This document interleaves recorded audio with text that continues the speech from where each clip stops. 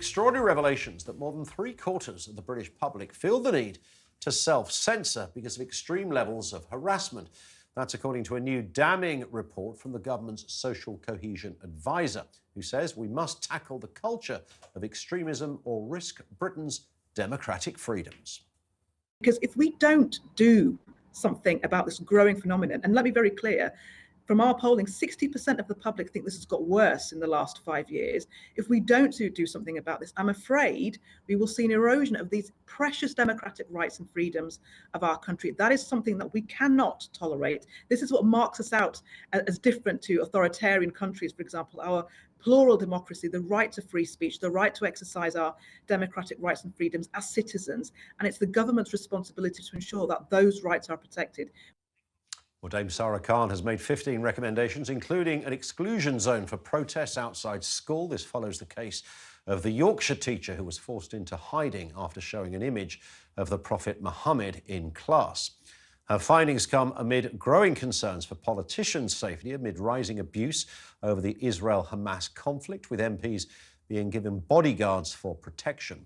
As part of her review, Khan also called for victims of freedom-restricting harassment to be given official recognition and said councils must do more to combat extremism and online conspiracy theories. And I think one of the problems with this, if you look at social media, you would think, well, there's no problem with freedom of speech. People say all manner of things on there and get away with it. Nobody ever seems to worry too much about that. A few people complain.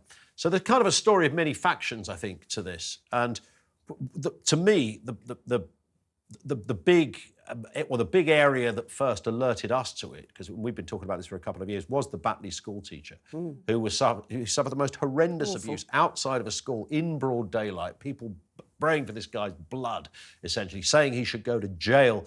Goodness knows what, all manner of threats to his life. Nobody said a word. The local Labour MP said absolutely nothing. I'm not even sure she's even commented on it to this day.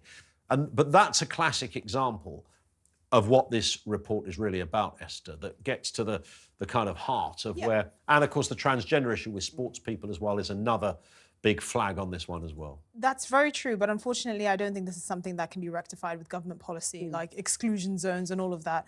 The reality is this is a cultural issue, because we used to be a country where you could say things that you know people may or may not disagree with you, but part of being British, a British value, is being able to disagree with people and have civil conversations. I mean, Trevor Phillips was saying this. There were things that he was saying 20 years ago about the fact that certain communities are living parallel lives next to other communities in this country, and that's not part of, you know, being British. You don't adopt British values and all these things. Now that's seen as a right-wing thing to say, but Trevor Phillips is not a right-wing extremist by any stretch of the imagination. So what has changed between now and 20 years ago, when someone like Trevor Phillips wasn't hounded out of politics? And it's not, well, social media has added to it. It is a culture. We are living now, the people we're living with, whether it's people that have come in or people that are growing up, the culture has changed such that people cannot express their views because there are other people that are not adopting the British values of actually being able to debate things they disagree with. But in a civil way. I don't even think it's that complicated. I think it's more of a dumbing down, and that it's so polarised. And I think social media has massively fueled this, where it's black or white, left or right. If you don't agree with me, you're an absolute, you know, you're a transphobe. I mean, transgender issues are one of those things that I actually steer away from commenting about it on any media platform, because you know you will get abuse for whatever you say. Because it's not just about debate, though, is it, Emma? Because the problem is, if it was just about debate and everybody shouting at you, you'd kind of put up with it. I mean, for goodness sake, you know. I mean, I remember getting lots of shouty letters, you know, when I was at GMTV, you know, you're rubbish, why don't you just get off, you know, or whatever. Can I apologise now for those?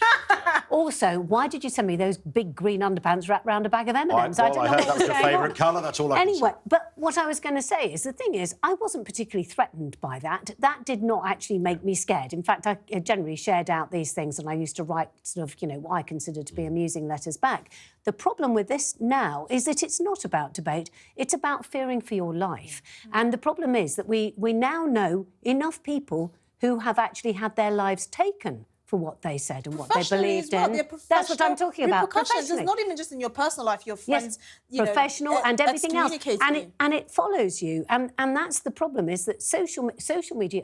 I agree. You've got that one thing, and of course they're anonymous. And then secondly, It's people know anonymity. where It's also you about live, and it's political easy. leadership as well, because I think it's our political leaders that help fuel this kind of culture war. You know, the Tories have leaned into a culture war where, if, for example, you discuss the nuances of the British Empire, you're unpatriotic. Keir Starmer is constantly being asked by Rishi Sunak to tell us what a woman is, because he's leaning in. He sees fuel in the fire of the trans debate, for example, of the debate about empire and so on.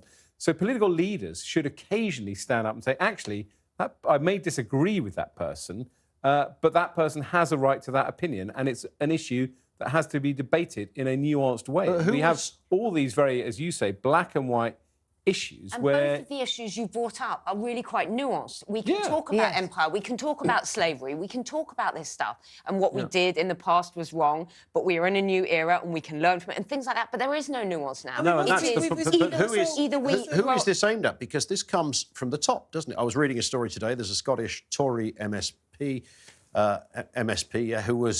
who wrote something about the word non-binary. It's like calling yourself non-binary is like calling yourself a cat. I mean, it's a completely meaningless statement. That's, to me... That'll get you in trouble. I can't believe you said that. Well, not only did he's he get him into... quoting. He's quoting. I am quoting. But I mean, I would say, by the way, for the record, he's right. I mean, it doesn't really mean anything. If somebody says, I don't feel male or female, that's fine. It's not a thing. It's not a gender. There's nothing biologically... There's no specific gender proclivity in there or anything like that. The point is that he's been reported for a non-crime hate crime. I know. So this isn't a few people standing outside his house with a That is the other thing about Ludicrous. political leadership, and I'm glad you got that off your chest.